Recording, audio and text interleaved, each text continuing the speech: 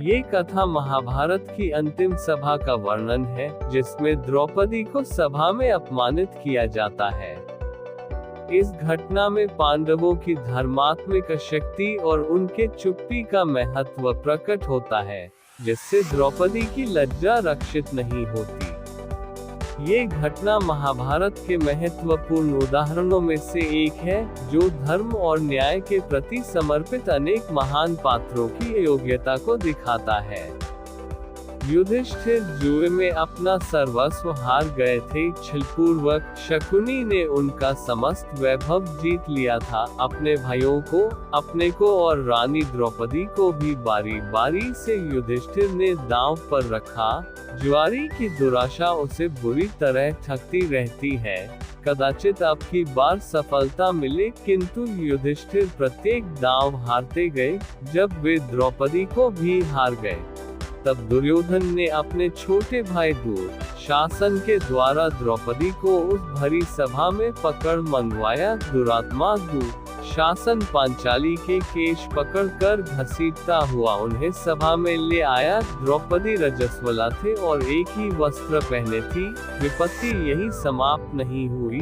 दुर्योधन ने अपनी जांघ खोलकर दिखाते हुए कहा, दुःशासन, इस कौरवों की दासी को नंगा करके यहाँ बैठा दो।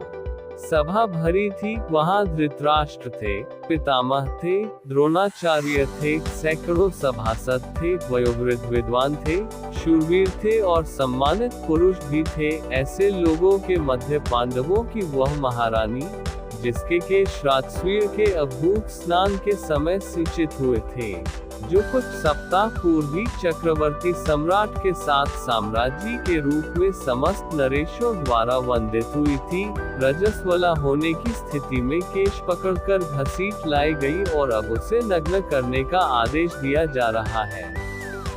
होने को वहाँ विदुर भी थे, किंतु उनकी बात कौन सुनता। द्रौपदी ने अनेक बार पूछा। युधिष्ठिर जब अपने आप को हार चुके थे, तब उन्होंने मुझे दांव पर लगाया था, अतः धर्मत मैं हारी गई या नहीं। किंतु भीष्म जैसे धर्मज्ञों ने भी कोई निश्चित उत्तर नहीं दिया। जिसकी भुजाओं में 10,000 हाथियों का बल था, उस दुरात्मा दुःशासन ने द्रौपदी की साड़ी पकड़ ली। मेरे त्रिभुवन विख्यात शूरवीर पति।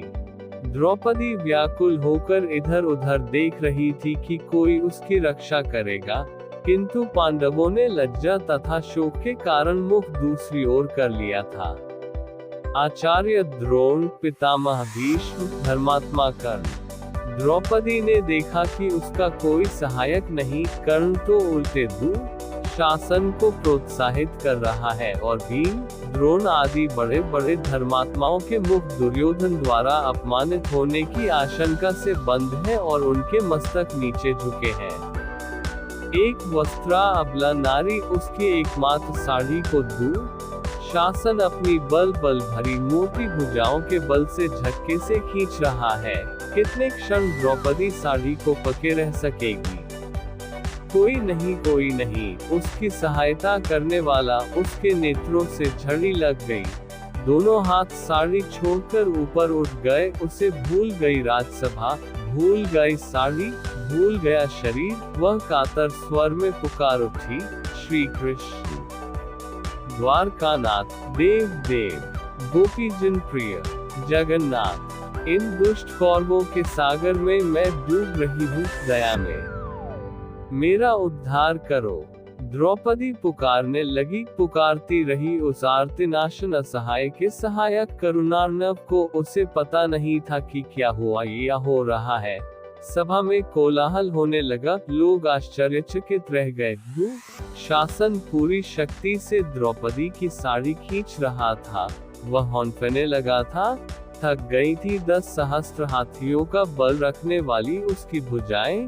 द्रौपदी की साड़ी से रंग बिरंगे वस्त्रों का अंबार निकलता जा रहा था। वह 10 हाथ की साड़ी पांचाली के शरीर से तनिक भी हट नहीं रही थी। वह तो अनंत हो चुकी थी। दया में द्वारकानाथ रजस्वला नारी के उस अपवित्र वस्त्र में ही प्रविष्ट हो गए थे। आज उन्होंने वस्त्रावतार धारण कर लिया था और अब उनके अनंता का और छोर कोई कोई कैसे पा सकता था?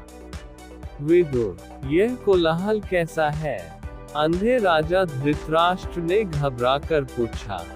महात्मा विदुर ने बताया, शासन द्रौपदी की साड़ी खींचते खींचते थक चुका है, वस्त्रों का ढेर लग गया है, आश्चर्यचकित सभासदों का ये कोलाहल है, साथ ही आपकी यज्ञशाल में श्रृंगाल घुस आए हैं और रो रहे हैं, दूसरे भी बहुत से अपशकुन हो रहे हैं।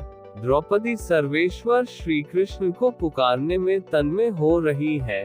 उन सर्वसमर्थ ने अभी तो उनकी साड़ी बढ़ा दी है, किंतु यदि शीघ्र पांचाली को प्रसन्न नहीं करते तो श्री कृष्ण का महाचक्र कब प्रकट होकर एक क्षण में आपके पुत्रों को नष्ट कर देगा, यह कोई नहीं कह सकता। आपके सभासद तो भय व्याकुल होकर कोलाहल करते हुए दुर्योधन की जो निंदा कर रहे हैं, उसे आप सुन ही रहे हैं।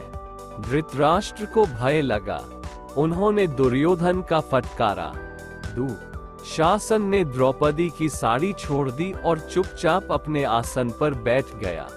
वह समझे या न समझे, पांडव तथा भीष्म जैसे भगवत भक्तों को ये समझना नहीं था कि द्रौपदी की